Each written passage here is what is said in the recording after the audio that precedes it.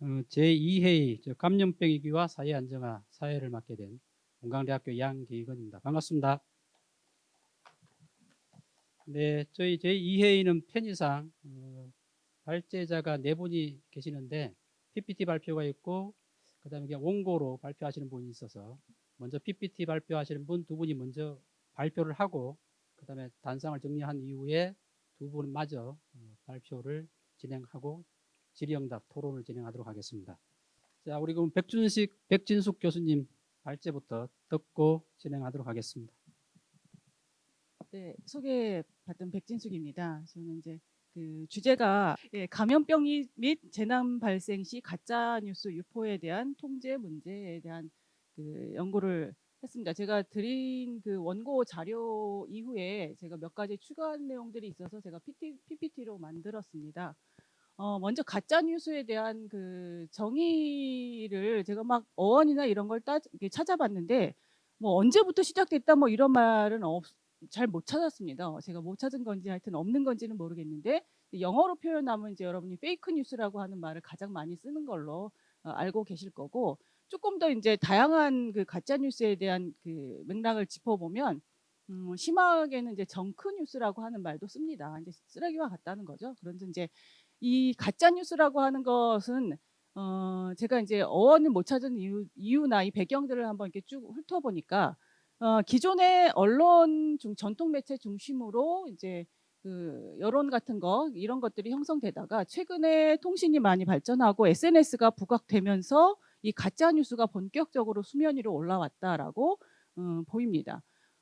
이 가짜 뉴스를 좀 다른 표현으로 하면 전통 매체 중심으로 이루어졌던 그 시기에 찌라시라는 말 여러분 잘 아실 겁니다. 찌라시. 그런데 그전에는 매체와 구분되어서 찌라시라는 말이 사용되고, 그게 어떤 의미인지 굉장히 부정적인 의미로 쓰이긴 했는데, 이게 SNS가 활발해지면서 그 찌라시가 이 안으로 들어온 거죠.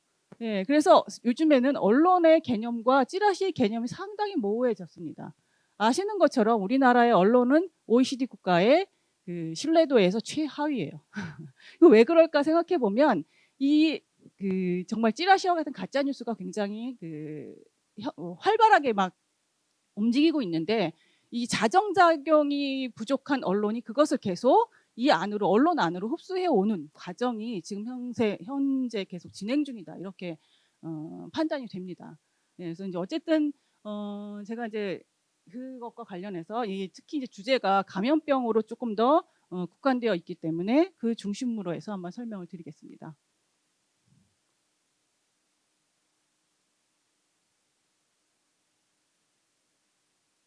네. 계속 수동으로 해야 돼요?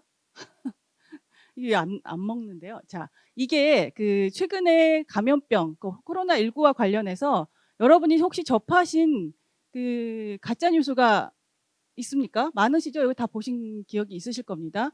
제가 그 중에서 몇 가지만 이렇게 추려왔는데, 뭐 여기 보시면 우리나라와 관련해서 뭐 소금물로 뭐 바이러스를 예방할 수 있다, 그다음에 마늘이 효과가 있다, 뭐 최근에는 김치 얘기도 나온 것 같아요.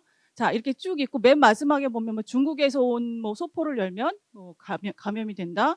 그다음에 5G 기술이 코로나19 전파의 주범이다, 이런 것도 다 있었습니다. 이 중에 가짜 뉴스가 뭐고 진짜 뉴스가 뭔지 혹시 구분이 되세요?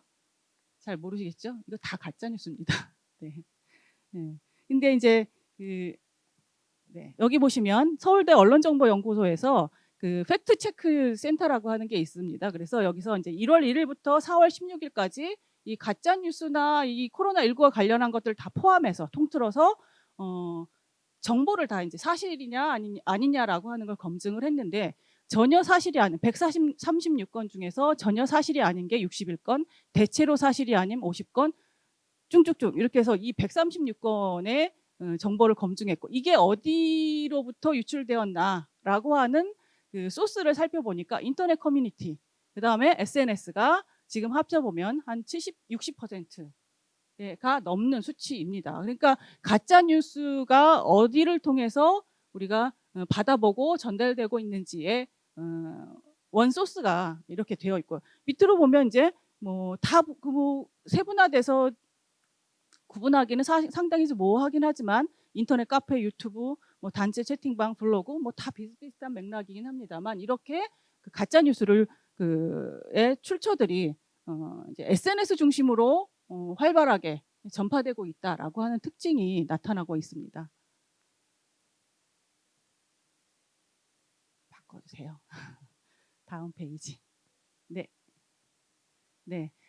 최근에 세미나 여기 보시면 코로나19 이후에 각 분야별 변화 진단, 뭐 우리도 그런 맥락으로 오늘 세미나를 하고 있습니다만 지금 상반기에는 이 감염병에 관련한 세미나들이 굉장히 활발하게 진행이 되고 있고 그 중에서 이제 하나의 주제가 제기가 됐는데 가짜 뉴스, 그다음에 음모론 뭐 이런 것도 나와 있습니다. 그래서 이 가짜 뉴스가 이렇게 통용하게 되는, 이게 활발하게 움직이게 되는 이런 요인이 뭘까 보면 이제 통신과 SNS다.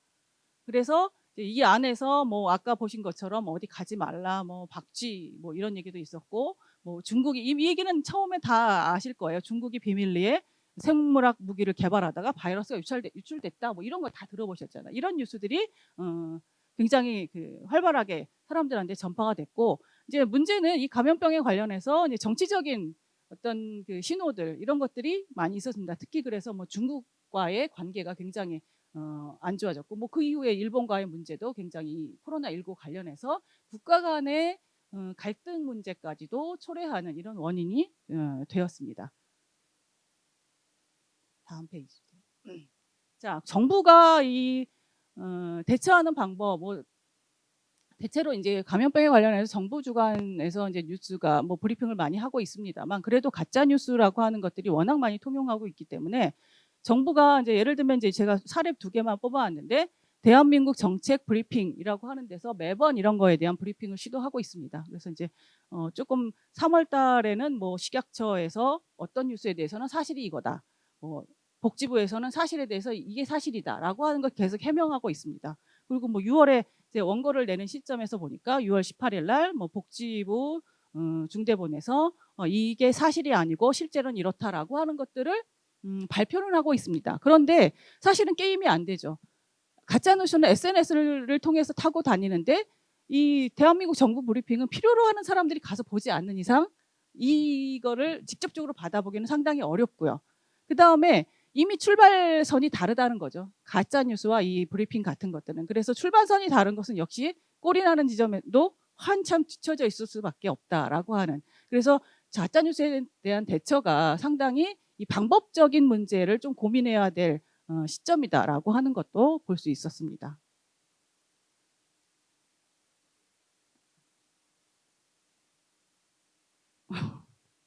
네, 가짜 뉴스는 이제 유럽 뭐 세계 각국에서도 이 가짜 뉴스에 대한 문제가 뭐 상당히 많고, 뭐 아시는 것처럼 뭐 그 이란에서 메탄올 마시다가 700명이 사망한 거 이것들은 다 아시죠. 이게 이제 그 가짜 뉴스로 인해서 어떤 상품이 개발된다든가 또 그걸 통해서 재정적인 이익을 취하는 사람들도 생기고, 미국 같은 경우에는 지금 현재 계속 이제 문제가 되고 있는데 트럼프가 발언한 것 때문에 어떤 특정 기업에 투자가 몰려서 이 감염병과 관련한 책임자의 말 한마디는 굉장히 중요한 파급 효과도 일으킨다라고 하는 것도 반증한 적이 있습니다.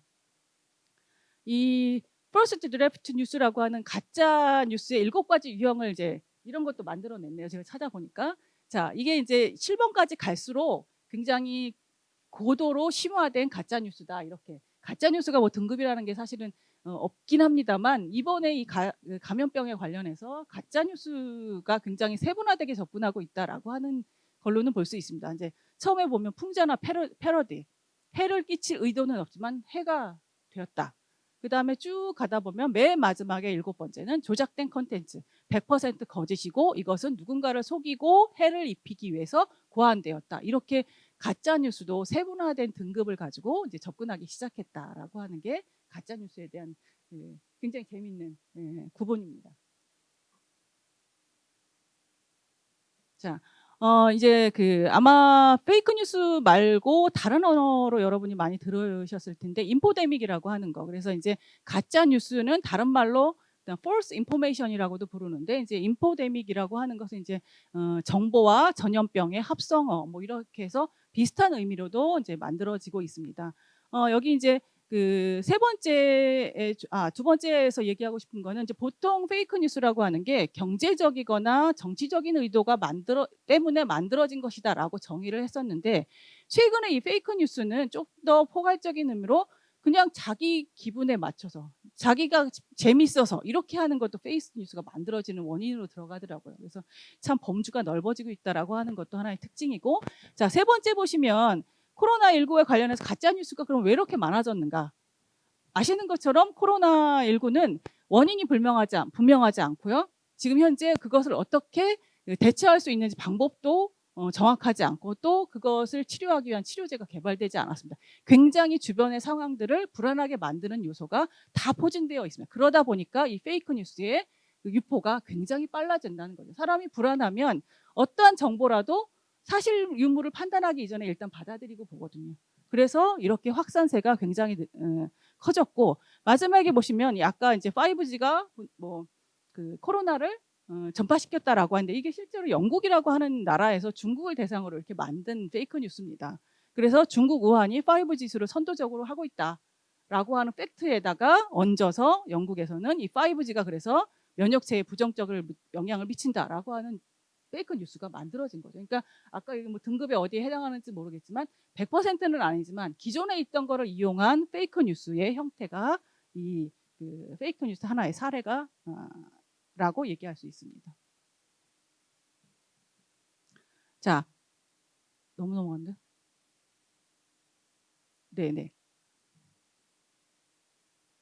앞에 페이지가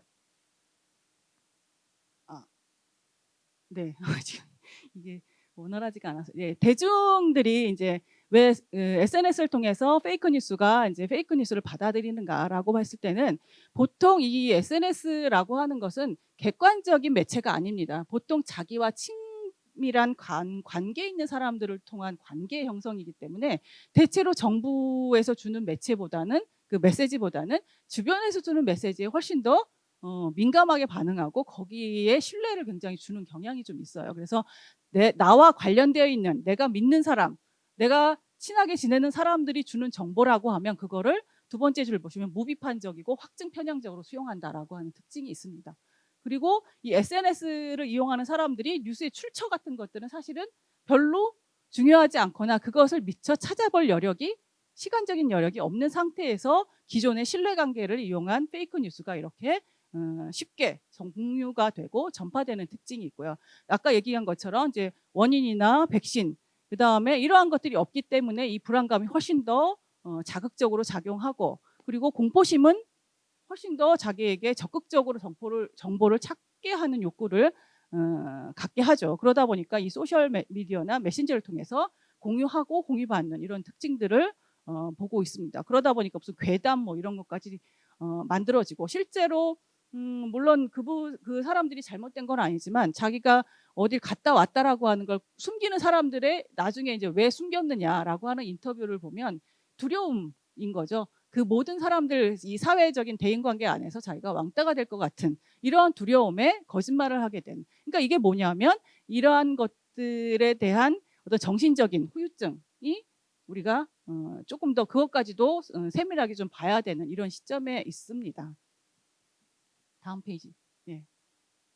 자, 그러면 우리가 이제 개선 과제를 중심으로 한번 살펴보겠습니다. 국민들한테 사실은 이 페이크 뉴스를 판단하는 기준을 가져라라고 말은 많이 하는데, 사실은 그건 굉장히 어려운 일이죠. 자, 그래서 우리가 여기 환경 감시 기능, 어느 매체를 중심으로 이것들이 소스가 어딘가라고 하는 그런 환경 감시 기능, 매체의 4대 기능 중에 하나, 매체를 이용하는 기능 중에 하나가 하나의 환경 감시 기능인데, 우리가 무비판적으로 받아들이기보다는 이게 어디에서 이 소스가 나왔는지, 어느 누구를 이용했는지, 신뢰 있는 집단인지라고 하는 걸 좀 볼 수 있는 환경 감시 기능을 조금 더 작동시켜야 하겠다라고 하는 것이고요. 제가 제일 강조하고 싶은 건 사실은 언론입니다. 아까 얘기한 것처럼 우리가 언론이 지금 혼돈의 상태에 있고, 아까 신뢰도도 세계에서 가장 OECD 국가에서 하위인데, 뉴스 생산자들이 그 가짜 뉴스의 문제를 제기하면 받아들이는 태도가 어떤 태도냐면 언론의 자유를 훼손한다. 네, 이런 얘기 굉장히 많이 합니다. 그런데 언론인 스스로 또는 언론사 스스로 살아나려면 그거를 뭐 나쁜 말로 하면 꼬리 자르기가 필요하다는 거죠. 그래서 좋은 언론, 그렇지 않은 언론을 스스로 구별해서 같은 언론이라는 이름을 쓰는 집단에 대해서는 서로 얘기할 수 있어야 됩니다. 이게 소위 말하는 자정작용이라고 하는 거죠. 자율규제, 자정작용. 그래서 어떤 법률적인 근거는 아니지만 한 집단 안에서 좋은 언론으로 스스로 일어나려면 그렇지 않은 언론에 대한 배제가 충분히 있어야 한다라고 하는 것. 이게 반드시 언론의 그 권위를 손상한다든가 아니면 자기네 그 권리를 침해한다든가 이렇게 받아들일 일은 아니라는 거죠. 그 다음에 소셜미디어 기업들은 가짜 뉴스를 삭제할 수 있는 기능들, 그 다음 계정을 폐쇄하는 구체적인 행동이 필요하다고 생각합니다. 이게 외국에서도 지금 이루어지고 있기는 하거든요. 아마 아시는 것처럼 네이버, 다음이나 네이트 같은 경우 요즘에 그 연예 뉴스에 대해서는 댓글을 금지하는 걸로 바뀌고 있잖아요. 이게 충분히 가능한 일입니다. 그래서 가짜 뉴스 삭제할 수 있는 기능, 이게 뭐 광고만 자기네들이 한다고 해서 되는 게 아니라 신뢰도가 떨어지기 전에 이 가짜 뉴스 삭제할 수 있는 기능들을 조금 더 필요하고 그것을 좀 운영하는 이런 것이 필요하고요. 그다음에 입법, 사법, 행정 측면에서 이 사회적인 혼란과 경제적 이익을 도모하는 것에 대한 법적 처벌을 좀 강화할 필요가 있겠다라고 하는 거고요. 그다음에 요즘에 제가 이제 얼마 전에 경기도에 그 전기간행물 심의를 한번 했는데요. 그 몇 년간의 그 언론사만 만들어 놓고 신문의 내용을 발행하지 않는 뉴스를 그 직권으로 이제 폐쇄시키는 이런 심의를 했습니다. 근데 200 몇 개의 언론사가 나오더라고요. 그 중에 대부분이 SNS, 홈페이지, 인터넷을 가지고 언론사를 운영하는. 그러니까 만들어서 찾아가 보면 다른 어떤 무슨 건물의 이름만 붙어 있는데 전혀 뉴스를 생산하지 않는 이런 데 굉장히 많다는 거죠.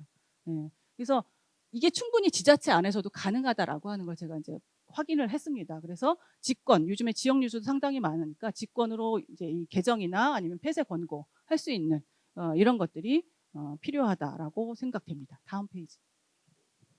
이게 춘천시인데 이거 활용하고 있는 상당히 많습니다. 가짜뉴스 구별법. 아까 이제 국민들이 환경감시 기능을 작동하기 상당히 어렵다고 말씀드렸는데 이제 이것들을 활용해서 국민들한테 또는 학생들한테 이거를 교육 자료로 활용하면 좋을 것 같아요.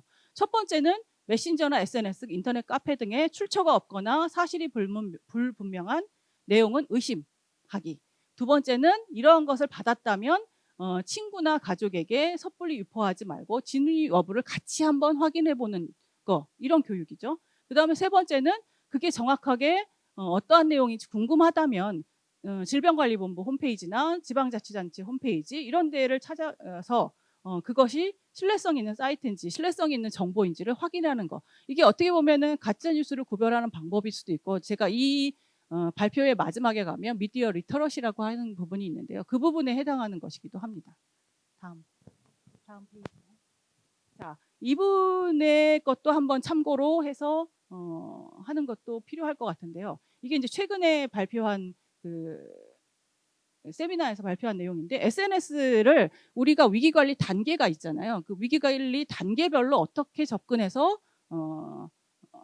대응을 할 것이냐라고 하는 것들을 얘기한 내용이어서 제가 한번 가져와 봤습니다. 관심 단계에서는 우리가 이제 팩트 체크, 그다음 미디어 리터러시, 그다음에 해외에 관련한 감염병에 대해서는 민간 팩트 체크 전문 기관으로 하여금 정보를 제공하도록 유도하고 자율 규제 필요로 한다. 그다음에 주의 단계에서는 자율 규제를 유도하고 실제로 소셜 미디어 기업이 가짜 뉴스 삭제나 관련 계정을 폐쇄하는 거. 그다음 경계 단계에서는 유포자 수사 들어가는 거죠. 그 다음에 이제 심각 단계에서는 삭제, 폐쇄 이것을 해야 되고, 그 다음에 이제 징벌적 손해배상 책임 이런 제도가 필요로 한다. 그것이 필요하다. 그 다음에 이 과정에서 피해를 입은 사람들에 대한 피해 구제도 적극적으로 해야 한다라고 하는 것들을 위관리 단계로 해가지고 대응 방안을 제시한 내용도 있습니다. 다음. 자, 그 다음에는 우리가 이제 가짜뉴스 생성에 대해서 사실은 명예훼손죄, 뭐 공무집행 방해죄, 민법상 등등등. 그 현재 지금 하고 있는 거를 제가 한번 봤더니 개인의 명예를 손상시켰을 때는 7년 이하의 징역이나 5천만 원 이하의 벌금. 이게 이제 정보통신망법 70조 뭐 이렇게 돼가지고 허위사실 명예훼손에 적용이 됩니다. 그 다음에 언론사를 사칭했던 이 가짜뉴스 전파에 대해서는 5년 이하 1,500만 원 이하의 벌금, 이건 업무방해죄에 해당합니다. 그런데 이제 실제로 저기 위에 두 번째 보시면 이거 굉장히 이거 하기가 어렵습니다. 실제로 이걸로 하는 거는 굉장히 오랫동안 시민도 필요하고, 뭐 그다음에 이렇게 실제로 이만큼의 그 벌금을 냈다는 사람을 찾아보기 어려워요. 어제 가짜 뉴스와 관련해서 뉴스가 두 가지가 떴습니다. 하나는 뭐냐면 조국 전 법무부 장관이 가짜 뉴스를 자기한테 보내라, 한꺼번에 해가지고 정정보도 요청하는, 이걸 하겠다는 뉴스가 하나 있었고요. 또 하나는 국회가 지금 회기 중이죠. 거기 더불어민주당의 윤영찬 의원인가요? 그분이 가짜 뉴스에 대한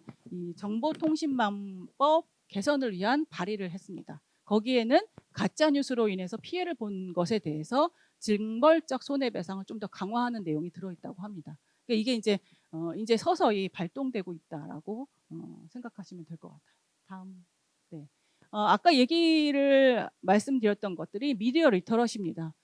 우리가 아시는 것처럼 세월호 사건 이후에 요즘에 초등학생, 중학생 다 그 수영 배우잖아요. 예, 이게 예방의 차원인 거거든요. 근데 미디어도 마찬가지입니다. 이거는 훨씬 더 중요할 수도 있어요. 왜냐하면 초등학교 들어가기 전부터 애들이 3, 4살 되면 이미 휴대폰을 만지는 게 되기 때문에 훨씬 더 익숙할 수 있다는 거죠. 이 휴대폰이라고 하는 매체는. 그래서 초중고라고 얘기를 했습니다만 이 미디어 이해력을 강화시키는 이런 교육이 필수적으로 필요하다라고 하는 것입니다. 그 다음에 이제 이 페이크 뉴스가 막 활발하게 또 유포되는 대상 중에 하나가 고연령층입니다. 휴대폰을 아주 자유롭게 쓰진 않지만 메시지를 받는 수동적인 이런 타겟들에는 그만한 그 부분에 적합한 컨텐츠 개발이 좀 필요하고요. 그 다음에 저는 이제 팩트 체커의 역할이 뭐 정부가 됐든 아니면 시민단체가 됐든 아니면 학교가 됐든 뭐 지자체가 됐든 어느 곳이라도 필요하다고 생각합니다. 그래서 이것을 할 수 있도록 언론사에 권고하는 것들이 필요하다라고 하는 건데요.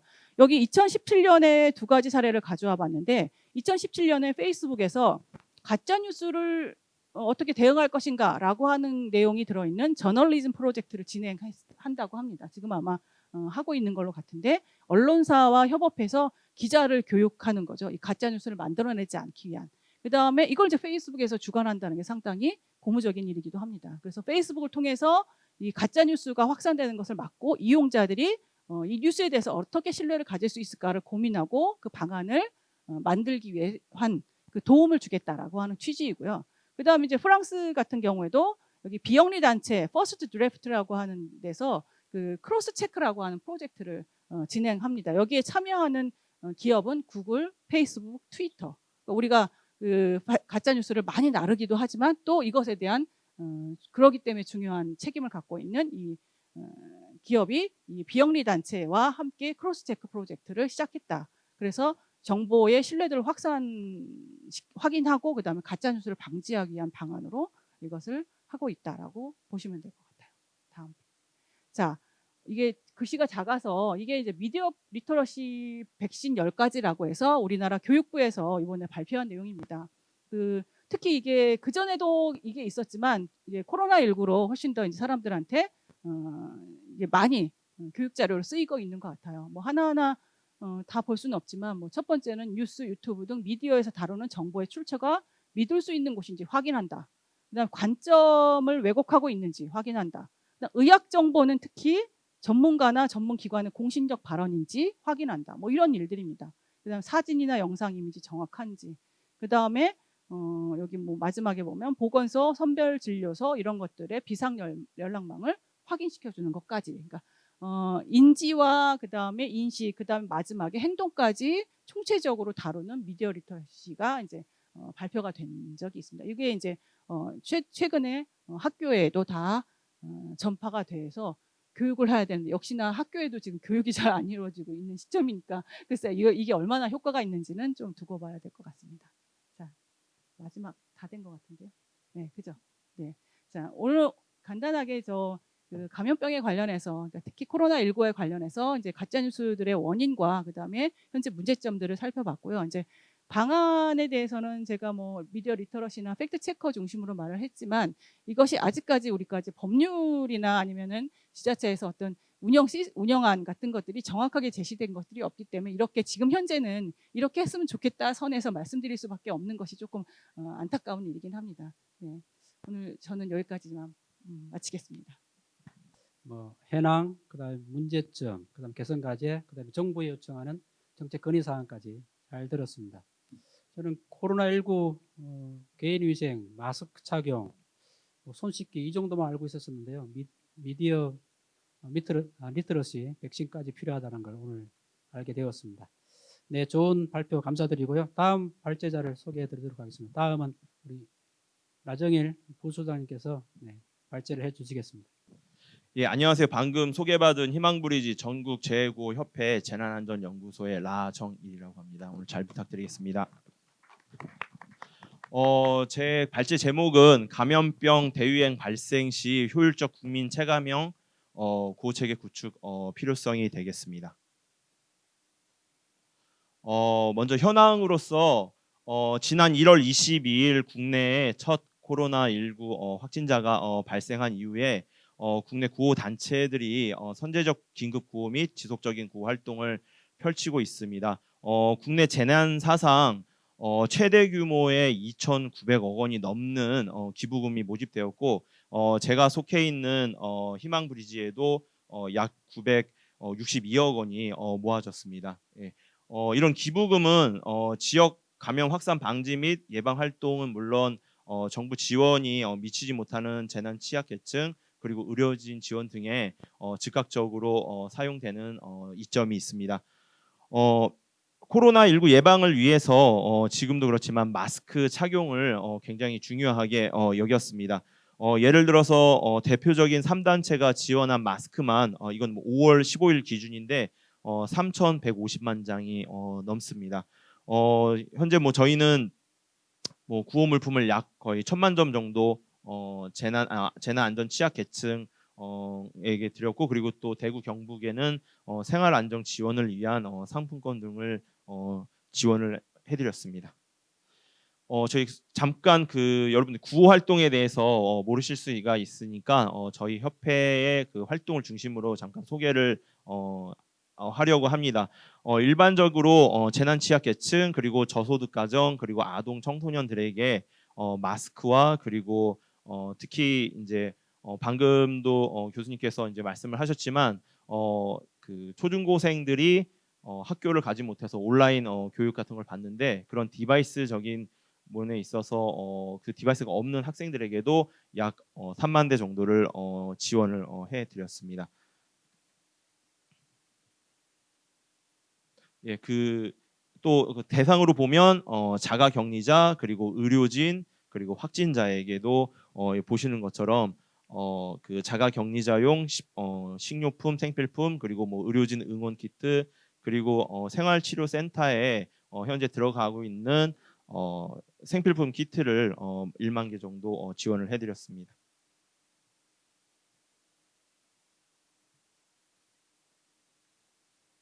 건설방 센터장님 다음. 예. 전국적으로 지원을 보면 특별 재난 지역으로 선포된 대구 경북 지역에 약 63%의 지원이 가 있습니다. 이 퍼센트는 아마 저희 기관뿐만 아니라 모든 구호 단체가 거의 비슷할 거라고 생각을 합니다. 지금은 아시다시피 수도권을 중심으로 그리고 오늘 그 브리핑에서도 보면 뭐 충청권, 뭐 호남권 쪽에 지역 감염 뭐 산발적인 확산이 뭐 이렇게 예상이 된다고 하는데 그래서 최근에는 충청권이나 전북 쪽에도 지원 퍼센트가 늘어나고 있습니다. 그래서 제가 이제 문제점으로 이런 활동들이 펼쳐지고 있지만 사실 여기에 이제 좀 문제점들이 몇 가지가 있습니다. 예를 들어서 코로나19 사태 초기에 충남 아산 그리고 충북 진천의 임시생활시설에 우한 교민이 들어가셨는데요. 이때 제공되었던 긴급 응급 키트가 국가가 보유한 키트가 아니라 저희 같은 민간 단체가 가지고 있는 키트가 들어갔습니다. 실제적으로 제9호법상의 구호 기관은 지자체, 그리고 저희나 뭐 적십자 같은, 그리고 자율방재단이 구호 지원 기관으로 되어 있습니다. 여기서 그러니까 제가 말씀드리고 싶은 건 국가가 구호 기관의 책임 기관이 아니라는 점을 말씀드리고 싶습니다. 그렇기 때문에 저희가 실제로 지자체의 응급 구호 키트를 위탁을 받아서 운용을 하고 있는데, 그 안에서 국가가 가지고 있는 물품이 한 점도 없습니다. 방금 말씀드린 대로 이런 것들이 명확하지 않았기 때문에 지자체가 갖고 있는 물품을 지원해야 되나 말아야 되나 그런 순간이 있어서 결국은 민간 단체에게 손을 벌리는 사태가 일어났었습니다. 아이고. 예, 그리고 아까 말씀드렸듯이 저희 같은 작은 단체도 약 1,000만 점을 가까이 지자체에 구호 물품을 드렸는데, 그 구호 물품이 최종적으로 어느 분에게 배분되어 있는지 저희가 사실 알 수가 없습니다. 지금 예를 들어서 정의연 뭐 사태처럼 기부금을 받아서 활동을 하고 있는 단체나 기관의 그런 배분 투명성을 이야기하고 있지만, 저희 같은 경우에는 주로 지자체에 구호 물품을 전달하는 것으로 사실은 역할이 끝나게 되고, 그 구호 물품이 누구에게 갔는지는 저희가 사실을 알 수가 없는 구조입니다. 그래서 거꾸로 이런 것들을 알 수 없기 때문에 현장의 소리가 어떤지 일일이 개별적으로 컨택을 해서 알아야 되는 좀 어려움들이 있습니다. 예, 그리고 아까 말씀드렸듯이 기본적으로 민간 구호 단체가 재난 취약 계층이나 뭐 어린이나 자가 격리자 분들한테 드리는 구호 물품 같은 경우는 다 무상으로 제공해 드리는 것들입니다. 그럼에도 불구하고 물건을 구매할 때 싸다고 해서 안전한 방법으로 오지 않은 것들을 저희가 구매를 할 수는 없거든요. 그래서 굉장히 비싼 가격으로 구매를 해야 될 수밖에 없습니다. 그래서 저희뿐만 아니라 관련된 구호 단체들이 공적 판매처로 지정을 해 달라고 요청을 했지만 번번이 거절을 당했습니다. 건설 박사님, 아이고 죄송합니다 이게. 그리고 중앙 정부와 이런 아까 말씀드렸듯이 지자체가 보유하고 있는 응급 구호 키트를 사실은 서로 간에 네트워크 협정 같은 것들을 맺어서 공유하면 되는데, 그런 것들이 좀 아직 안 되고 있어서 이런 오늘 오신 이렇게 전문가분들, 그리고 지자체, 그리고 구호 단체들이 합해진 그런 협의체 같은 것들이 만들어지는 것이 어떤가 생각을 하고 있습니다. 그리고 아까 말씀드렸던 최종 배분 결과에 대한 공유 시스템의 개발도 필요하다고 생각합니다. 코로나19 때 처음으로 행안부, 그리고 대구 경북 지자체, 그리고 전국재해구협회, 대한적십자사, 사회복지공동모금회 이렇게 단체들이 모여서 구호 물품의 중복 편중 그리고 누락을 방지하기 위해서 처음으로 협의체를 이끄는 사례가 있습니다. 그리고 실제적으로 아까 말씀드렸지 마스크 구매 같은 경우에도 나중에 한참 지난 뒤에 알고 보니까 특별 재난 지역으로 선포된 대구 경북 지자체가 마스크를 구매하려고 할 때는 공적 판매가로 구매를 할 수 있었습니다. 그래서 그런 것들이 사전에 구호 단체와 협의가 됐다고 하면 좀 더 많은 분들에게 마스크를 구매해서 배분할 수 있었는데, 이런 것들이 어떻게 보면 왜 공유가 안 되는지 싶을 정도로 이런 것들이 있어서, 이런 것들을 좀 지원 체계를 마련해야 될 것 같습니다. 그래서 정책 요청에서 말씀드리고 싶은 거는 중앙 정부가 활용 가능한 응급 구호 키트 제작 및 그리고 지자체 응급 구호 키트 보유 수량을 확대해야 될 것이라고 생각을 합니다. 우리나라 지금 인구가 5천만 명입니다. 그런데 우리나라 지자체가 전부 보유하고 있는 긴급 응급 구호 키트가 4만여 점에 불과합니다.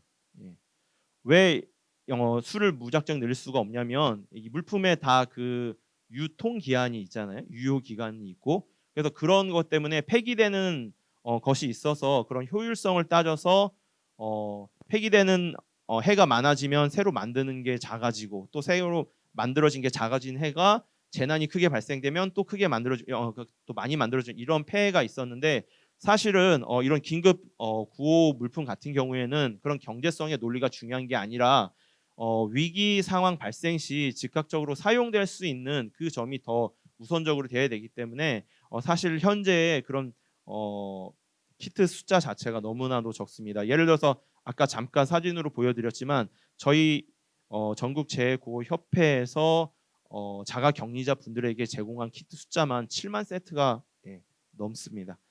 예. 그리고 아까 말씀드렸던 특별한 그런 특별 재난 지역 선포된 큰 대규모 재난에 있어서는 그런 구호 단체가 그런 구호 물품을 구매할 때 가장 좀 좋은 가격으로 구매해서 무상으로 지원할 수 있게끔 더 많은 지원이 있게끔 좀 하는 것이 좋지 않을까. 그래서 공적 판매처가 아니라 우선 공급처로 지정을 받아야 되지 않을까 생각을 합니다. 그리고 아까 방금 말씀드렸던 지자체에 지원된 구호 물품에 대한 최종 배분 정보에 대한 보고도 구호 단체가 지금 활동하고 있는 것들을 의무적으로 홈페이지에 다 올리듯이 지자체 역시 그것들이 어떻게 돼 있는지 의무적으로 알릴 수 있는 시스템이 되어야 된다고 생각합니다. 예. 예. 그래서 이런 효율적인 그런 국민 체감형 구호 체계 구축이 실현이 된다면 사실 여기에서 저희가 바라는 것은 이런 재난에 대한 지역 레질리언스의 향상이라고 볼 수 있습니다. 사실 아까 이제 구호 물품이 여러 지역에 나갔다고 하지만 그 물품이 너무 많이 나갈 경우에는 사실은 지역 경제에 악영향을 줄 수도 있습니다. 그래서 저희가 이번에 시범적으로 했던 사업 중에 하나가 지역에 있는 골목 식당과 그리고 지역에 있는 시민 단체를 연결해서 도시락을 만들어서 지역 아동센터나 장애인 분들에게 지원한 사례들이 있습니다. 이런 것처럼 지역 단체 그리고 사회적 단체와의 그런 연대 협력 체계를 기반으로 아까 말씀드렸던 재난 관리의 전 단계에 있어서 위로와 나눔과 도움과 그리고 돌봄이 있는 지속 가능한 구호 케어가 이루어진다면 이 코로나19를 잘 대응해 나갈 수 있고 그리고 코로나19가 아닌 또 다른 변종 바이러스나 이런 감염병으로 인한 대규모 재난이 일어났을 때도 효율적으로 국민들이 체감할 수 있는 네트워크 그리고 구축이 실현되지 않을까 생각을 합니다. 예, 이상입니다. 고맙습니다. 네, 고맙습니다. 우리 전국재해구호협회 재난안전연구소의 나정일 부소장님께서 우리 국민들이 체감할 수 있는 감염병 발생 시 국민들이 체감할 수 있는 재난구호 체계, 재해구호 체계를 구축하려고 고민하고 있고 노력하고 있는 모습을 생생하게 전달받을 수 있었습니다. 자, 그럼 이어서 단상을 정리하고 바로 세션을 이어가도록 하겠습니다. 네, 계속 이어서 제2회의 감염병 위기와 사회 안정화. 먼저 우리 백진숙 교수님께서 감염병 발생 시 가짜뉴스 유포에 대한 통제 문제를 발제해 주셨고요. 그다음에 우리 라정일 전국재해구호협회 재난안전연구소 부소장님께서 감염병 대유행 시 효율적인 국민 체감형 구호체계 구축의 필요성에 대해서 발제를 해주셨습니다. 그럼 이제 이어서 우리 최남희 서울 내러티브 연구소 소장님께서 불안 극복을 위한 언론의 역할에 대해서 발제를 해주시겠습니다. 네, 부탁드리겠습니다. 제가 드리는 말씀이 어디까지가 선생님들 귀에 이렇게 탁 그 찰떡같이 그 관계를 맺을지는 잘 모르겠습니다. 왜냐하면 실제로 팬데믹일 때 불안도가 얼마나 높을지 이것에 관해서 우리가 별로 사실 잘 몰라요. 그냥 불안하다고 하니까 불안한가 보다 이렇게 생각을 하고 있다는 게 하나가 있고, 그다음에 팬데믹이라는 거 하고 불안하고 관련성이 어떤 것인지에 대해서도 그렇게 진지하게 연구된 게 별로 없고 논의된 적이 별로 없었다는 거죠. 그러니까 우리가 찾아볼 수 있는 거는 중세의 패스트 때 사람들이 서로 얼마나 서로 미워했는지. 근데 그거는 불안하고 다르다는 거죠. 다르다는 거고. 그래서 어떻게 처리해야 될지 모르는데 더군다나 언론이라고 하는 것이 어떻게 하는 게 바람직하다. 이런 것에 관해서 사실 우리 더 많이 앞으로 논의를 해야 될 것 같습니다. 근데 이게 응급 상황일 때 불안하다. 그러니까 불안이라고 하는 것들이 늘 우리가 상투적으로 얘기하는 건 내일에 대한 불확실성, 내일 뭐가 있을지 모르니까 오는 위협감, 이런 게 불안을 일으킨다라고만 알고 있는데, 실제로 선생님 저 72살 먹을 때까지 내일 때문에 불안해 갖고 오늘 잠 못 잔 적 없거든요. 내일을 불안하다고 자꾸 누군가가 말하고, 오늘 저녁에 무슨 일 생길지 몰라, 저 천둥이 오고 난 다음에는 그 다음에는 다리가 무너질지 몰라, 이런 얘기를 반복적으로 듣기 때문에 불안해지는 거지, 내일을 모르기 때문에 불안하지 않다는 거죠. 실제로 그거는 굉장히 많은 연구 결과가 있습니다. 그래서 이런 점에서 그러면은 내일이 불안할지도 몰라라고 하는 정보를 누가 줄까라고 하는 겁니다. 내일이 불안할지도 몰라라고 하는 정보를 백진수 선생님 말씀대로 요즘 들어서 오는 그 수많은 SNS나 또 그 잘못된 가짜 뉴스, 근데 가짜인지 진짜인지도 모르는 그 많은 뉴스들을 누가 주느냐, 우리가 접할 수 있는 통로가 뭐냐라고 하는 겁니다. 근데 그거는 주로 공공 언론이라고 하는 것들이잖아요. 이제 이런 점에서 이제 우리가 언론의 역할을 뭐냐라고 생각을 해야 되는데, 실제로 내일에 대한 불안이라고 하는 건 굉장히 막연한데, 코로나 바이러스, 코로나 코비드19라고 하는 것들은 어떻게 보면 굉장히 구체적이고 어떻게 보면 굉장히 애매하단 말이죠. 그러니까는 몇 년 전에 있었던 사스하고 이번 코로나하고 차이는, 사스 때는 그들의 것이라고 생각했었어요. 많은 사람들이 내일이라고 생각을 안 하고. 그런데 지금 코로나에 관해서는 내 옆에 있는 친구들조차도 그건 내일이라고 생각을 한단 말이죠. 내가 가면 감염시킬지 모르니까 나는 못 가겠어, 이렇게 얘기를 할 정도란 말이죠. 그러면 그게 왜 만들어졌느냐라고 하는 겁니다. 그러니까 코로나19가 나의 일이라고 만들어진 게 과학적인 현상이기도 하지만, 그런 현상을 만들어낸 것은 누구냐라고 하는 걸 따져볼 필요가 있다라고 하는 겁니다. 그래서 이제 여기서 살펴봐야 되는데, 그러니까는 그들의 것, 그러니까 자연재난일 때 여수에 물난리 났대, 그러면 그 사람들 안 됐어라고 하면 되는데, 이번에 거는 나의 일이란 말이죠. 내 것인데 내일이 어떻게 될지 모른다라고 하는 것들이 있단 말이죠. 그래서 이제 뭐 빨리빨리 해야 되니까 그냥 지나가겠는데요. 그래서 우리가 보면은 바이러스는 이런 여러 가지 것들이 있었을 때 그 진행 상황을 안다는 것이 도움이 된다, 모른다는 게 도움이 된다, 이렇지는 않다는 거죠.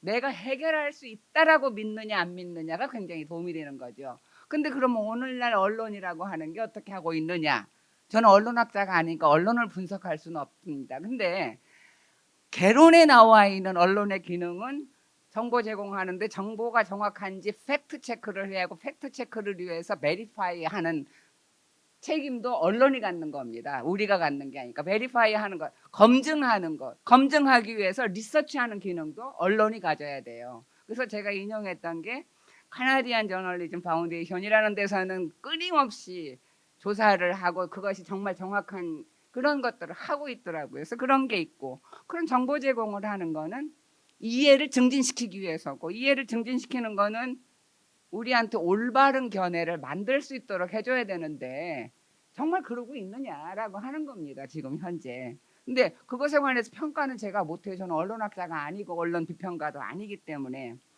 그런데 그런 것들에 관해서 오는 여러 가지 문제들에서 이제 뒤에도 얘기하지만, 일반인이 갖는 게 저기 나오는 저 의학적 정보가 정확한 거야, 저 의학적 정보는 사실이야 라고 하는 의구심을 떨칠 수가 없어요. 왜냐하면은 기본적으로 언론이 리서치 기능이나 팩트를 베리파이 하는 기능을 하고 있지 않다는 거죠, 지금도.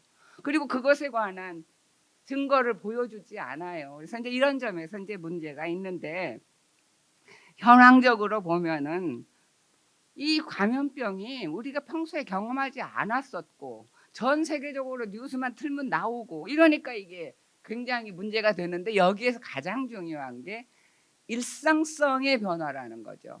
어저께 하던 일과 내일 하던 일이 달라지는데 내일 어떻게 바뀔지도 모르겠다라고 하는 겁니다. 근데 이게 이제 정신과학적으로 보면은 늘 루틴이 있었는데 그 루틴이 바뀌면 누구든지 불안할 수밖에 없어요. 그다음에 또 하나는 불안을 넘어서서 아예 구체적 공포까지도 온다는 거죠. 근데 어떻게 하면 루틴을 회복할 수 있느냐를 지금 우리는 모른다는 거잖아요. 이런 게 지금 현재의 문제고. 근데 문제점에서 우리나라에서는 근데 코비드 우울이 있대, 코비드 패티그가 있대, 뭐 디프레션이 있대, 불안이 있대라고만 하지 조사를 했더니 어떻더라든가 이런 것들이 없어요. 그래서 열심히 뒤져봤어요. 제가 무식해서 그런가 노인이라서 잘 못 찾아서 그런가 하고 뒤져봤더니 대구 이제 가족 재단에서 맺는 것만 있었어. 그것만 인용을 했는데요. 어찌됐건 대답판사 거기는 대구는 워낙에 핫스팟이었으니까 워낙에 결정적으로 위험한 지역이었기 때문에도 그렇지만 응답자의 74.4%가 불안을 호소했는데 이때 우리가 생각해야 될 거는 우리는 불안하면은 나쁜 것 이렇게 생각하잖아요. 근데 이제 선생님들이 찾아볼 수 있는 게 나트머스 대학에는 히치코크 재단이 있거든요. 히치코크 헬스 재단이 있는데 거기에서 주장하는 바는 요즘 계속 그 얘기를 그쪽 팟캐스트에서 얘기하고 있는 게 불안은 위험한 게 아니야. 틀린 것도 아니야. 그냥 우리는 내일이 어떻게 될지 조금 불확실한 거기 때문에 그걸 해결하고 싶어 하는 거야. 라고 그쪽 전문가들은 얘기를 하고 있어요. 근데 우리는 계속 불안하면은 나쁜 것, 위험한 것, 나한테 병을 일으킬 것이라고 생각을 한다는 거죠. 근데 이제 그 생각은 바꿔줘야 되는데 누가 바꿔줄 거냐라고 하는 것을 이제 선생님들이 생각하고 그래서 이제 언론 얘기가 나오는데 아무튼 응답자의 74.4%가 그랬더라. 그런데 내일의 불확실성에 대해서 더 안절부절 못하는 게 남자보다는 여자가 좀 높더라라고 하는 거였어요. 근데 이게 이제 공식적인 연구 결과 말고 집단별로 차이가 있다는 거예요. 제가 이제 이런 그 특수 재난일 때 어떻게 하면 좋을까, 대구에 무슨 일을 하면 좋을까 하고 대구에 이제 유기관리 하시는 선생님들하고 의논한 적이 있었어요. 이제 경북대도 연락하고 그랬더니 제 1순위를 어디를 꽂았는지 아세요? 신천지 교인들을 지원할 필요가 있다라는 얘기를 했었어요. 그러니까는 집단마다 대응하는 게 다르고 수용하는 게 다르고 그것에 따라서 오는 결과도 다르다는 겁니다. 그러면 신천지이기 때문에 지원해야 된다는 게 아니라 신천지가 코로나 집단으로 낙인돼 있기 때문에 사회생활에 문제가 있다는 겁니다. 근데 그거는 굉장히 많은 자료가 있어요. 실제로 사스 때 사스에 걸린 사람들을 돌보는 간호사의 딸이라고 해서 낙인 찍어버린 경우도 있고요. 그 사람들을 상담한 목사님 애기들이 학교를 못 나갔었어요. 내전 지역에서는. 바로 이제 이런 문제들에 대한 조사가 우리는 이루어지지 않고 있다. 그러니까 물론 직접 대면 조사는 불가능하다고 하더라도 그런 것들이 있어야만 대응을 하는데 현황에서 딱 요거 하나밖에 할 수 없다는 게 너무 안타깝다는 거죠. 그런데 이제 캐나다 같은 경우에는 보니까 그 언론재단이라고 하는 데서 아예 정기적으로 캐나다 주민들이 어떤 생각을 갖고 있는지 이런 생각을 해서 대체적으로 좀 내가 불안하다 이거보다 내가 어디가 아픈 것 같아 라는 얘기를 그렇게 많이 한대요. 머리가 아픈 것 같아, 감기가 걸린 것 같아, 열이, 그러니까 건강염려 증상들이 있다, 이런 것들이 정기적으로 조사될 필요가 있다라고 하는 거고, 그러니까 US 거기에서도 보면 연방정부가 여기는 주관을 해서 CDC가 같이 끊임없이 그걸 하고 있나 봐요. 질병관리 통제센터에서. 그러니까 거기는 뭐 위험한 지역이기도 하니까 그래서 대체적으로 우울 증상과 불안 증상이 많다. 근데 이제 최근 들어서 다시 엊그저께 또 전화를 누구랑 통화를 했더니 요새는 이게 더 심각해져 갖고 아예 포비아가 왔대요. 포비아가 와갖고 서로 싸우고 엊그저께 바로 왜 시카고에서 17명인가 죽었잖아요. 그런 주민들의 일상적인 의미의 불안도가 높아지면서 아예 공격성이 높아지고 하는 게 많아졌다라고 하는 사회 현상의 변화를 일으킬 수 있다라고 하는 게 현황입니다. 그럼 어떻게 할 거냐라고 하는 거죠. 어떻게 할 거냐. 늘 상투적으로 하는 얘기. 커뮤니티가 서로 탄탄하게 엮여야지. 어떻게라고 하는 얘기예요. 어떻게라고 하는데 그럴 때 이제 언론이 해줄 수 있는 게 있다는 겁니다. 우리가 불확실성 때문에 불안해진다라고 얘기하면은 내가 어저께 살았던 걸 기반으로 난 내일을 믿고 발을 내딛게 되잖아요. 그러면은 어저께의 긍정적 기능, 어저께의 긍정적 경험, 긍정적 자료 이런 것들이 많이 노출될 필요가 있다는 거죠. 근데 그런 게 없어요.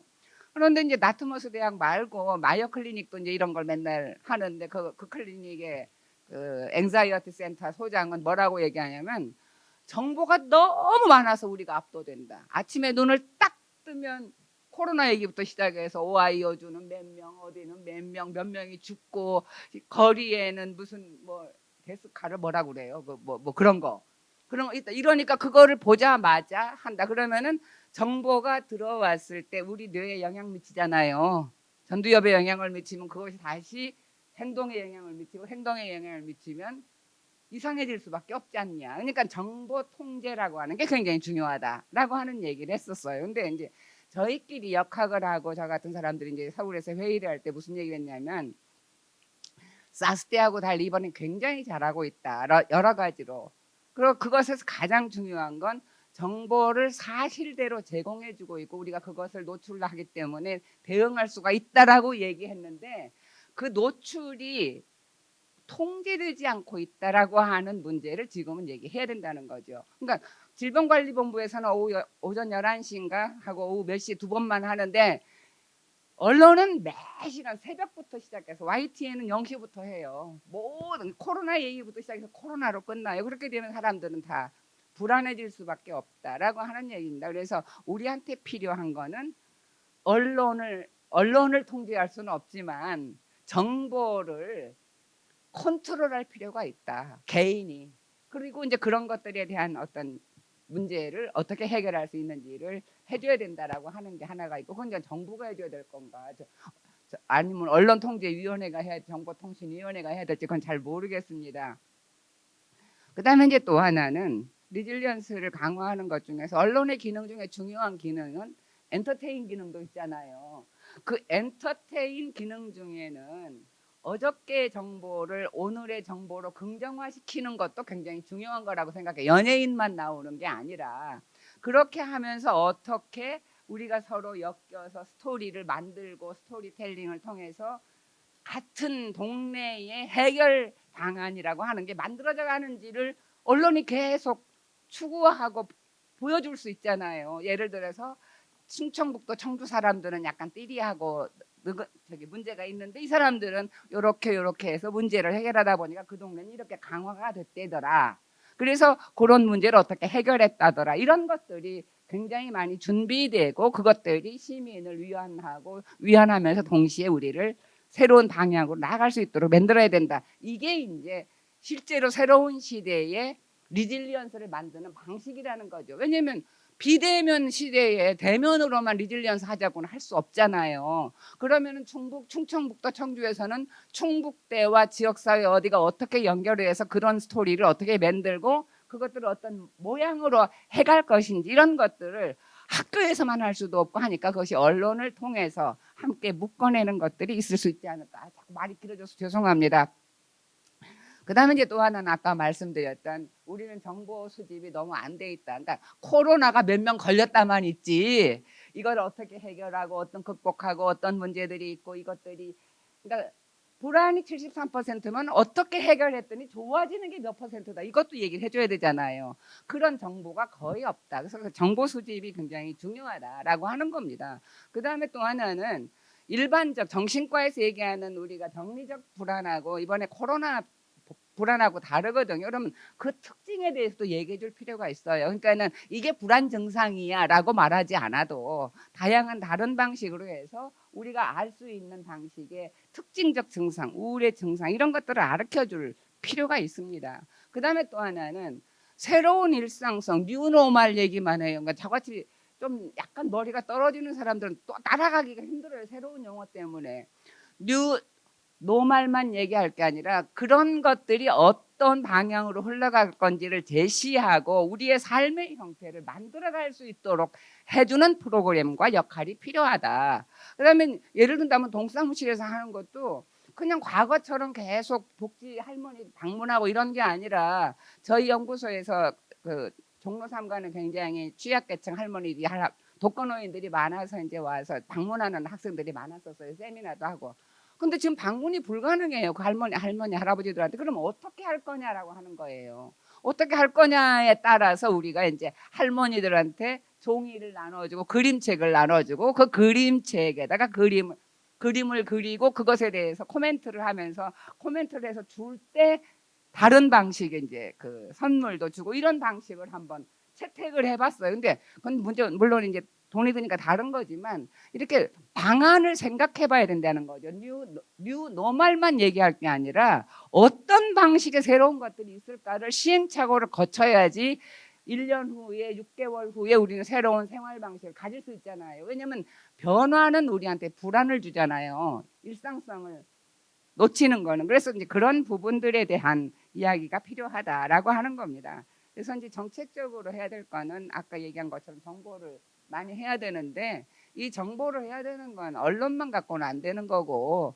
실제로 우리 질병관리본부에서는 질병 관리의 목적이 있으니까 복지부가 이걸 많이 해야 될 거고 사실 복지부한테만 맡길 수는 없으니까 행안부가 많이 하셔야 될 게 일반 정책 수집을 그러니까 정책 자료를 위한 수집을 많이 해야 될 것 같습니다. 그래서 그런 변화 상태에 대한 조사가 필요하고 대상별 특징에 따라서 그룹별로 아니면 취약계층이나 장애인이라든가 이런 여러 그룹별에 대한 다양한 자료가 필요하다. 그다음에 낙인자들에 대한 대체를 어떻게 할 거냐 이런 것들이 굉장히 중요하고 그래서 이제 이런 걸 하다 보니까 이제 제가 떠오르는 게 우리 옛날에 세월호 났을 때 매뉴얼 있니 없니 갖고 막 얘기했잖아요. 근데 이런 일이 있었을 때 우리는 어떤 것들이 준비되고 필요하다, 어떤 방송이 나가면 좋겠다라고 하는 것들에 대한 매뉴얼이 별로 없는 것 같아요. 그래서 그런 매뉴얼이 좀 만들어지면, 근데 매뉴얼대로 해갖고 되지 않아요. 인생이라는 건. 그렇지만 기본적으로 참고할 수 있는 매뉴얼은 좀 있었으면 좋겠다라고 하는 생각을 했었습니다. 그래서 가장 중요한 건 우리는 기본적인 트렌드 조사가 전혀 이루어지고 있지 않다라고 하는 겁니다. 서울에 그렇게 많이 지금 오고 있는데 제가 보건소에 접촉하려고 그랬더니 아무도 대응을 안 해줘요. 대응을 하면은 뭐 문제가 생기는지 모르겠지만 그래서 정보 제공도 안 되고 있고 조사도 안 되고 있고 그러니까 이거는 정부가 할 수밖에 없다. 언론하고 함께. 그래서 여기까지 하고 그냥 끝내겠습니다. 산발적으로 말씀드려 죄송합니다. 네, 고맙습니다. 최남희 소장님께서 감염병 불안 극복을 위한 언론의 역할 발제하시기 전에는 굉장히 준비가 안 되어 있다고 걱정을 많이 하시던데요. 요즘 표현으로 다 계획이 있었었네요. 네, 특히 이제 나고자 특히 이제 신천지 교인들에 대한 대처 방식에 있어서 뭐 해모의 대상이 아니라 지원하고 도와야 될 대상이라는 인식의 전환 굉장히 신선하게 와닿는 것 같습니다. 네, 발제 잘 들었습니다. 자, 다음으로 저희 제2회의 마지막 발제자가 되겠습니다. 행정안전부의 최원상 연구관님께서 위기 단계별 의사결정 문제 해결을 위한 빅데이터 활용 감염병 대응 문제에 대해서 발제를 해주시겠습니다. 네, 부탁드리겠습니다. 제가 빅데이터라는 그 어휘가 이제 포함이 되다 보니까 4차 산업혁명과 뭔가 관련된 그런 내용으로 이 감염병에 대해서 발제를 해야겠다는 그런 생각을 하고 이제 준비를 했습니다. 처음 이 발제 제목을 접하고 저는 두 사람이 이제 생각이 났습니다. 첫 번째는 하버드 비즈니스 스쿨의 그 슈밥 교수님이시죠. 저 세계경제포럼 의장으로 계시는데 다 아시겠지만 지난 2016년에 그 포럼에서 4차 산업혁명에 대한 그 정의를 다시 한번 정립을 시켜줘서 그 이후로 산업혁명의 발전 단계에 4단계, 4차로 그런 어떤 개념을 이렇게 정의를 해서 현재까지 어떤 모든 그 산업 분야에서 그를 적용하고 있고 또 그와 관련된 그 정보통신 기술이 많은 그런 학제 간의 어떤 또 산학연에 있어서 그런 주제로서 이렇게 다루어지고 있습니다. 또 두 번째로 생각이 났던 분은 지난 98년 고 김대중 대통령께서 이제 당선인 신분으로 당시 IMF로 인해서 한국 경제가 많이 어려울 때 어떻게 하면 한국 경제를 활성화할 수 있을까 그런 고민을 하다가 일본의 그 소프트뱅크 손정의 회장과 그 미국의 빌 게이츠 그 회장을 초대해서 담화를 하면서 이제 의견을 이제 들었죠. 그때 손정의 회장이 강조했던 게 브로드밴드, 즉 초고속 인터넷을 강조를 했습니다. 그래서 당시 취임사에서 그 IT 강국을 이루겠다고 이렇게 강조를 했었고, 그 뒤로 한국은 그 IT 분야에 있어서 OECD 국가들 중에 한 손 안에 들 정도로 굉장히 어떤 인프라가 구축이 돼서 현재까지도 유지를 하고 있습니다. 그로부터 12년 정도가 지난 현재, 작년에 지금 문재인 대통령께서 한국 경제가 다시 안 좋아지자 다시 한번 의견을 듣기 위해서 일본의 그 손정의 의장을 다시 청와대로 초빙을 해서 의견을 들었습니다. 어떻게 하면 한국 경제를 활성화할 수 있을 것인가. 이때 12년 전 대답과 일맥상통하게 손정의 회장은 이렇게 답변을 했죠. 그 언론에도 많이 나와 있듯이 첫째도 둘째도 셋째도 AI, 즉 인공지능을 강조를 했습니다. 그래서 작년 7월에 문재인 대통령께서 그 코엑스의 그 네이버 주최로 하는 그 행사장에서 국가 인공지능 그 전략 발전을 그 기본 계획에 대해서 이제 발표를 했고, 그래서 올해 1월달에 범정부 합동으로 해서 국가 인공지능 전략 그 발전을 정식으로 이제 발표를 해서 현재 적용 중에 있습니다. 이 12년 전이나 지금이나 공통적으로 보면은 IT 강국이든 인공지능이든 그것을 발전하고 그로 인해서 국가 경제라든가 어떤 모든 산업 분야가 발전이 되기 위한 그 원동력, 그 원천은 데이터라고 할 수가 있겠습니다.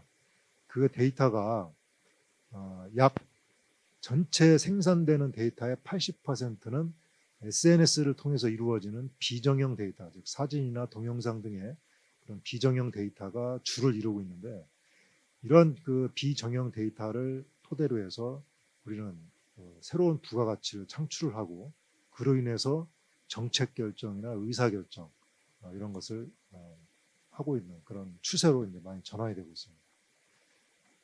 여러 가지 연구 결과가 있겠지만 인간에 의한 어떠한 의사결정 판단, 정책 결정은 한계가 있습니다. 아무래도 어떤 경험에 의존할 수밖에 없고, 그래서 경로 의존성이 더 크다고 볼 수 있는데, 증거 기반, 데이터 기반의 그런 정책 결정이나 의사 결정에 관한 그런 이론이 부각이 되고 4차 산업혁명기 시대에 더 강조가 되는 그런 이유가 아닐까 이렇게 생각을 해봅니다. 구글은 더 이상 인터넷 검색어 회사가 아닙니다. 역시 마찬가지로 마이크로소프트 회사도 윈도우 프로그램을 만들어서 CD를 판매하는 그런 회사도 아니고요. 또 마찬가지로 아마존도 더 이상 초창기와 같이 이 도서를 유통하는 그런 회사도 아닙니다. 이들 회사들은 데이터, 즉 클라우드 회사라고 스스로 표명을 하고 있습니다. 그래서 이 데이터, 즉 클라우드 회사, 클라우드를 운영을 하면서 데이터를 관리하고 운영을 하며 이로 인해 새로운 가치를 창출해서 기업으로서의 이윤을 창출하는 그런 활동을 하는 그런 회사라고 스스로 홈페이지에서 그 회사 소개를 하고 있습니다. 세계 최대 택시 회사인 우버에는 단 한 대의 택시도 보유하고 있지 않습니다. 숙박 공유업체인 에어비앤비도 단 한 채의 호텔을 보유하고 있지 않고, 페이스북은 콘텐츠를 생산하지 않죠. 오늘 이 포럼이 이제 녹화돼서 이제 그 서버에 이제 업로드를 하게 되는 그 유튜브든 동영상을 생산하지 않습니다. 동영상을 저장하는 데이터 클라우드 회사죠. 이런 세계적인 IT 업체들이 직접 데이터를 생산하거나 관리하지는 않습니다. 오히려 이 데이터를 저장하고 그로 인해서 어떤 클라우드 업체로서 기업의 이윤을 창출하고 있죠. 그래서 이 4차 산업혁명기에 있어서 특히 코로나19가 전 세계적으로 이제 팬데믹 현상으로서 이제 거의 생활화되고 일상화돼서 그에 따른 개인적 또 국가적 대응을 하고 있는 이 시기에 이러한 감염병과 관련된 예전에 있었던 뭐 사스라든가 신종플루 이런 메르스와 같은 이러한 그 감염병에 관련된 대응도 결국은 데이터를 토대로 해서 대응을 해야 되는 그러한 상황이 되지 않았나 그렇게 생각을 해봅니다. 우리 질병관리본부에서는 이런 그 데이터를 토대로 해서 현재 운영하는 정보 체계가 감염병 관리 통합 정보 지원 시스템, 또 감염병 자동 신고 시스템, 또 건강보험 심사평가원에서는 의약품 안전 사용 정보 시스템 이런 여러 가지 정보 체계를 운영하고 있습니다. 하지만 정부에서 운영하는 이러한 정보 체계가 코로나19에 과연 효율적이고 효과적으로 정부가 대응을 하기 위해서 이런 정보 체계가 감염병 관련 데이터를 운용을 하고 관리를 하고 있는지 그거는 다시 한번 이런 그 상황에서 좀 되짚어볼 그런 필요가 있지 않나 싶습니다. 가장 우려가 되는 것은 질병관리본부에서 심혈을 기울여서 범정부 정보 체계를 운영을 하고 있는 감염병 관리 통합 정보 지원 시스템을 예로 들 것 같으면 이 시스템에 의해서 코로나19가 효율적으로 관리가 돼야 되는데 그런 실상을 내용을 좀 비추어 보면은 그다지 효율적인 그런 것과는 좀 거리가 있지 않나 그런 좀 생각을 해봅니다. 또한 그 우리 국가안보실에서 발간하고 있는 그 국가위기관리 기본지침에서는 이 위기의 분야를 안보위기와 재난위기로 이제 분류하고 있는데 이 감염병은 그러한 재난위기 중에서도 사회 재난으로 이제 분류가 되고 있습니다. 그래서 중앙부처부터 기초자치단체까지 이르기까지 그 관련 감염병 그 대응 매뉴얼이 있는데 이런 감염병 대응 매뉴얼을 포함해서 이 재난 분야에 관련된 매뉴얼만 해도 9,000가지가 넘습니다. 이 9,000가지가 넘는 매뉴얼을 과연 정책 결정권자가 물론 참모진들이 있겠지만 그런 매뉴얼을 충분히 검토해서 또 현 시태를 충분히 검토해서 좀 더 효율적이고 효과적인 정책 결정을 할 수 있을 것인가 거기에는 의구심이 따르겠죠. 그래서 이러한 데이터를 활용하는 것은 결국 AI, 즉 인공지능이 필요합니다. 그래서 인공지능을 운영하기 위한 그런 데이터가 수집이 되고 분석이 돼서 빅데이터의 개념으로서 데이터가 운영이 돼야 될 그런 필요성이 있을 것으로 또 생각이 됩니다.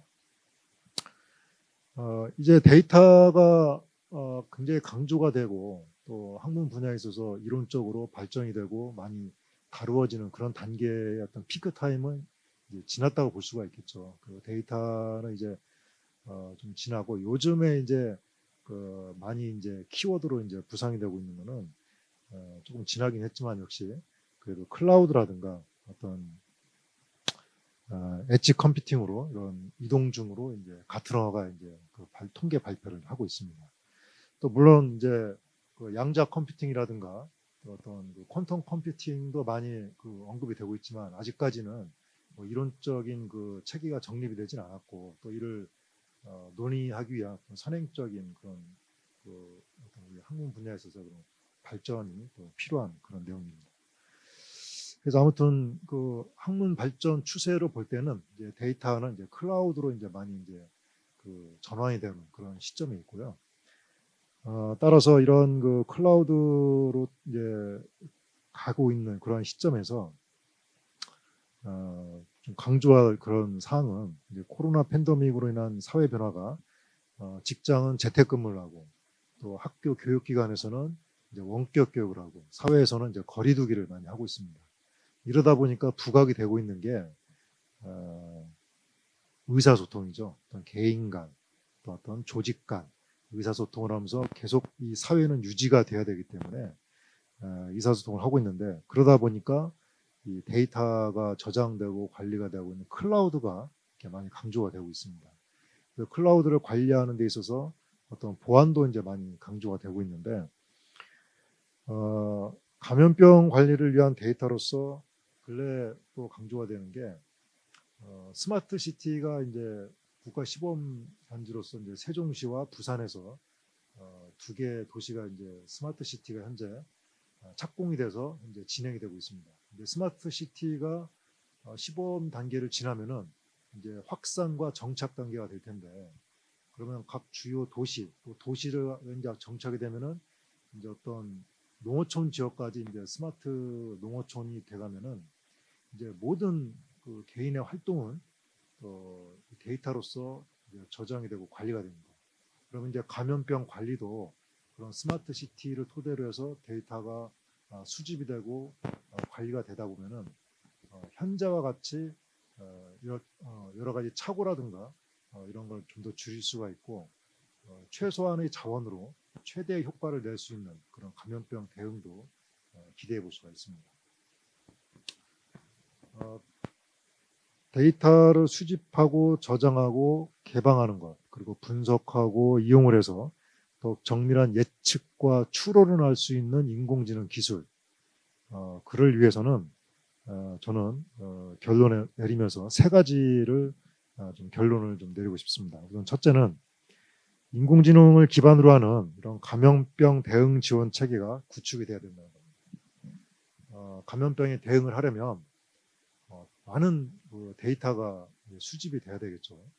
우리 초기에 이 중국에서 시작됐죠. 우한에서 시작이 됐지만 이 한국에 이 코로나가 발병을 했을 때 초기 단계에 어떤 사회 인구학적으로 연령대별 또 성별 어떤 직업별 그런 감염자 인원이 도대체 몇 명이냐, 거기에 많은 혼란이 있었죠.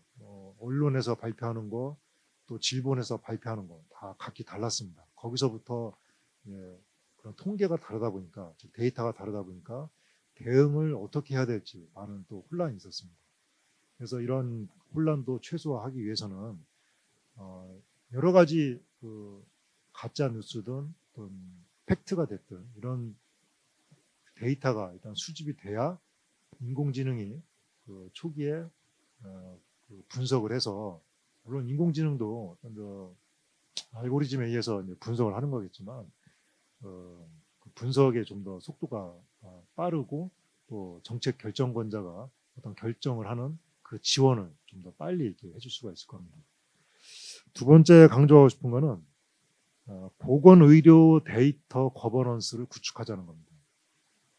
이미 많은 그 민간 업체에서 프라이빗 클라우드와 각자 어떤 개별적인 그 퍼스널 클라우드가 이제 구축이 돼서 운영이 되고 있죠. 네이버 또한 마찬가지로 이제 그 클라우드 회사로서 이제 변모를 지금 하고 있는데, 이러한 그 클라우드들이 민간 분야 그리고 그 정부의 공공 분야 데이터가 서로 융복합이 돼서 새로운 어떤 데이터 가치를 창출해내는 그런 데이터 거버넌스가 한 단계 업그레이드되고 진화하는 그런 거버넌스 형태가 이루어져야 진정한 거버넌스가 되지 않을까, 또 그런 생각을 해봅니다. 마지막으로 제가 강조하고 싶은 거는 데이터라고 해서 이런 정형과 비정형 데이터를 무차별적으로 수집을 하고 클라우드에 저장을 하면은 서버 용량만 커질 뿐이지 정작 필요한 데이터는 없을 수가 있습니다. 그래서 이 데이터를 활용하기 전에는 이 데이터를 검증하는 그런 단계가 필요합니다. 그래서 허위 그런 가짜 뉴스도 걸러내야 되고, 또한 사실과 많이 좀 다른 그런 데이터도 걸러내는 그런 검증이 좀 필요하죠.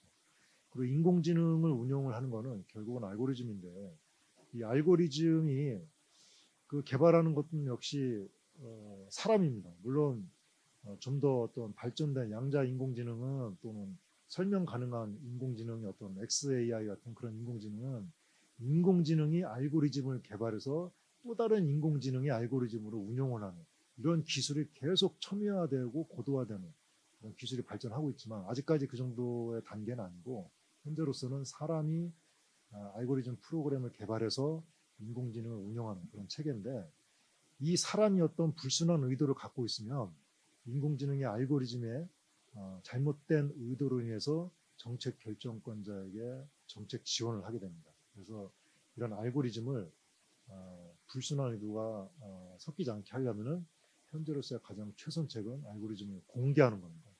그래서 데이터의 검증과 알고리즘을 공개하는 것, 이것이 이제 따라야 인공지능이 원활하게 운용이 되지 않을까 생각을 합니다. 지난달 이달 14일이었죠. 대통령께서는 그 한국판 뉴딜 정책을 발표를 했습니다. 그래서 이 코로나로 인해 한국 경제가 많이 침체되어 있는데 새로운 그 포스트 코로나 이후로 한국 경제가 새롭게 도약하고 발전하고 그렇게 해서 이 기업과 개인의 어떤 경제가 활성화될 수 있는 그런 정책으로서 국가 프로젝트로서 한국판 뉴딜을 발표를 했습니다. 이 한국판 뉴딜 정책에 이 감염병 관련된 그런 정책을 발전하기 위한 그런 내용도 포함이 돼서 물론 데이터에 관련된 뭐 그런 내용도 주요 과제 10대 과제에 포함이 되어 있긴 합니다. 그로 인해서 이 감염병이 또 다른 제2의 코로나가 발생을 하게 할 수가 있겠죠. 당연히 언젠가. 그래서 그러한 그 제2의 코로나 사태가 오더라도 이번과 같은 어떤 시행착오를 줄이면서 좀 더 신속하고 효율적으로 사회적, 개인적 피해를 최소화하게끔 대응이 되는 그런 한국판 뉴딜 정책이 전개되기를 기대하면서 발표를 마치겠습니다. 네, 박수 부탁드리겠습니다.